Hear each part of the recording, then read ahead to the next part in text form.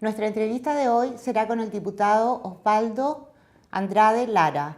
Él ha sido elegido recientemente presidente del Partido Socialista y representa el Distrito 29 de la región metropolitana. ¿Cómo está, diputado? Bien, empezando con una corrección. Todavía no he sido electo presidente del Partido Socialista. Estamos en el proceso aún. Es probable que se formalice muy pronto, como yo espero, pero aún no tengo ese título. ¿Tiene que pasar por el tribunal? Exacto, el tribunal no ha entregado el cómputo definitivo y no ha calificado en consecuencia las candidaturas, así que esperamos que en la primera semana de agosto tengamos ya noticias con más propiedad. Pero igual lo felicitamos de antemano. Diputado, ¿cuál es la principal responsabilidad que siente bajo sus hombros con este nombramiento? ¿Se refiere a la condición de diputado o a la condición de presidente? A las dos. Como diputado primero. A ver, como parlamentario, para mí esta es una experiencia nueva. Había tenido acceso al Parlamento desde mi anterior empleo, ¿no? Pero es distinto desde el rol del legislador.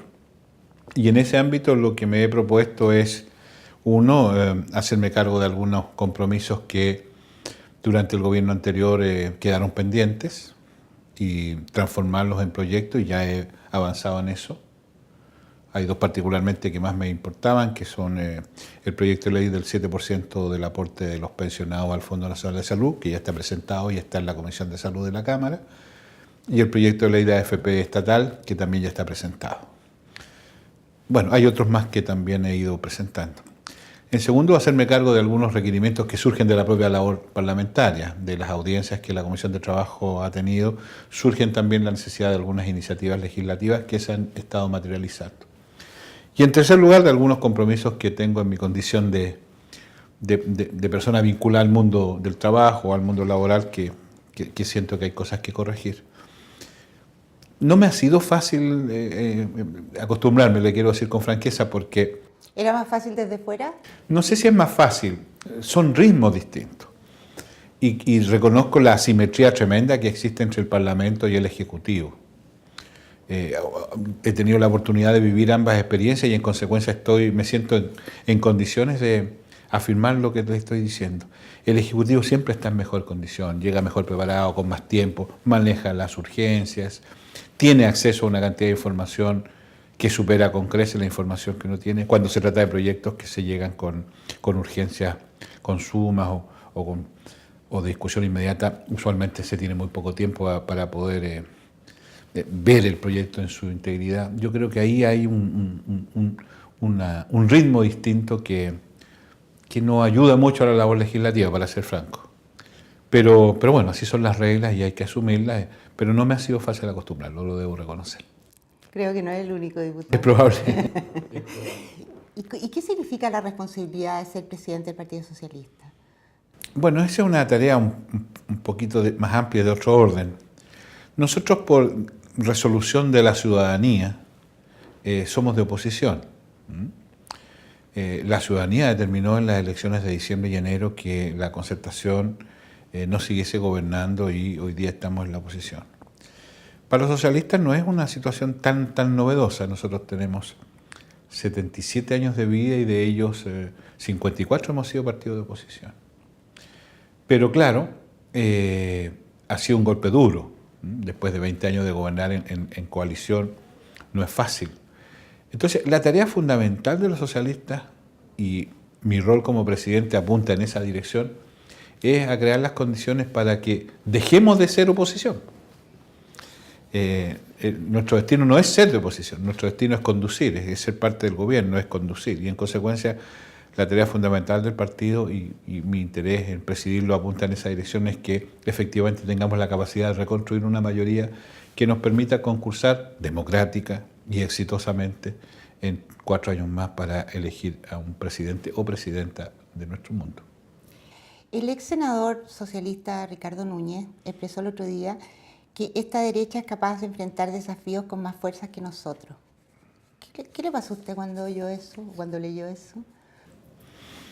O sea, yo tengo la sensación de la experiencia que he tenido del gobierno de la derecha hasta la fecha, es que efectivamente esta derecha tiene una gran capacidad de romper ciertos moldes tradicional a la derecha y hacer anuncios que tienen mucho rimbombo, mucho eco, ¿eh? Que generan mucha atención. El discurso del 21 de mayo es quizás el mejor ejemplo de lo que le acabo de mencionar, el discurso del presidente. En ese discurso él hizo anuncios notables, que estimulan mucho una perspectiva de discusión y debate. Sin embargo, y en eso tengo una diferencia entonces con el ex senador Núñez, mi impresión es que la nueva forma de gobernar tiene que ver con eso, con hacer anuncios muy rimbombantes, pero que no se concretan, que no se transforman en las medidas necesarias para que esos anuncios se materialicen desde el punto de vista de su objetivo. E incluso más, no son pocos los casos que anuncios del presidente se ven contradichos, se ven aminorados o incluso radicalmente controvertidos por personeros del propio gobierno. Entonces, en el anuncio no me cabe duda, en la concreción de los anuncios tengo ahí mis dudas. Si me permite un ejemplo de lo que le quiero transmitir, el presidente el 21 de mayo, dos ejemplos le voy a dar. El presidente el 21 de mayo anunció el 7% de salud. Hasta el día de hoy no hay ninguna iniciativa del gobierno respecto de eso. Y si hay un proyecto presentado por este diputado que está en la Cámara, en la Comisión de Salud, y respecto de eso el gobierno no le ha prestado ninguna atención, ninguna. Segundo ejemplo, el presidente anunció el 21 de mayo iniciativas para resolver el problema de los abusos que se producen en los multi-RUT en materia laboral, en este excesivo abuso de RUT que hay en las empresas, que corresponden al mismo holding, al mismo dueño. El presidente lo anunció. Diputados de la Comisión de Trabajo fuimos a la Comisión de Trabajo del Senado porque allí hay un proyecto que ya fue aprobado en la Cámara anteriormente que se refiere al tema de los multi-RUT e hicimos una exposición de lo que nosotros entendemos es un buen proyecto que avanza sustantivamente en la resolución del problema de los multi-RUT. Estaba en esa reunión la ministra y estaba también el subsecretario de Trabajo y cuando fueron requeridos por el presidente de la Comisión de Trabajo respecto a que dieran su opinión en relación con este tema, a lo único que se limitaron fue a decir que necesitaban más tiempo para verlo. Entonces, los anuncios del presidente, que son estimulantes, que son interesantes, no tienen un correlato en la realidad. En ese sentido, la derecha no ha cambiado mucho. Diputado, me gustaría volver a las elecciones de su partido y que nos explicara de qué va a depender que el vicepresidente sea el senador Rossi o Álvaro Elizalde. El Partido Socialista, por ser un partido que ya tiene una tradición y años de vida, ha tenido siempre mucha sensatez en la estructuración de sus órganos internos. Nosotros tenemos, no solo desde la convicción, sino que también desde la norma reglamentaria, la necesidad de construir direcciones muy integradoras, en que consideren a todos, incluso con resultados como los que hemos tenido ahora, que son muy nítidos, pero aún así la necesidad política y reglamentaria de integrar a las listas que salen de segundo o tercer lugar está planteada. Entonces, lo que hacemos usualmente es generar, en la medida que se van sabiendo los resultados, generar un proceso de conversación en los distintos bloques, sectores, listas que concursaron, para buscar un mecanismo de entendimiento que permita que cada uno de los que concursamos en esta elección satisfaga lo más plenamente posible sus aspiraciones, sin que nadie las satisfaga tan plenamente que sea en desmedro de los otros. En ese proceso estamos, y en consecuencia será materia de esa conversación en que usualmente no participan los incumbentes, porque incluso hasta una ordinariez que sea uno el que sea parte de esa conversación. Estamos en ese proceso de esa conversación y yo tengo la sensación, porque lo hemos vivido muchas veces, que finalmente vamos a lograr construir un acuerdo.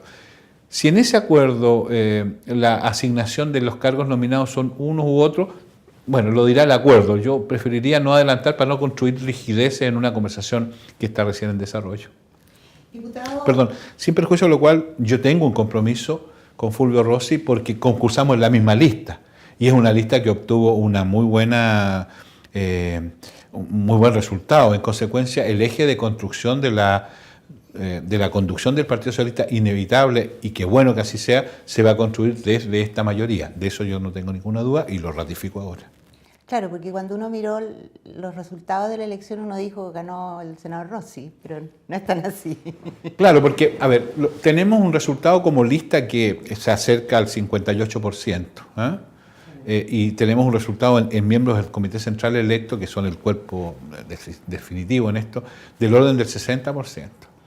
Y en las mayorías individuales, bueno, efectivamente hay un cierto desahogo de mi parte porque estoy casi en el 26% y después quienes me siguen están en el 10, 8, 9, en ese orden. En esa tríada están Álvaro Elizalde, Fulvio Rossi y Marcelo Díaz. Entonces, claramente los tres van a ser parte de la conducción. Pero de la lista mayoritaria somos Fulvio Rossi y Osvaldo Andrade los que la integramos. En consecuencia, esa lista fue la que ganó. Compatibilizar estos factores, bueno, esa es la materia de la conversación a la que me he referido. Diputado, yo le iba a preguntar sobre qué le había pasado a usted internamente cuando salió la encuesta Casen. Pero hoy día vi que en el Mercurio usted hizo un interesante análisis sobre la pobreza, los sueldos. ¿Por qué no le explica a la gente, por favor? Bueno, lo que yo digo en esta intervención, que además recoge la opinión que tengo al respecto, es lo siguiente.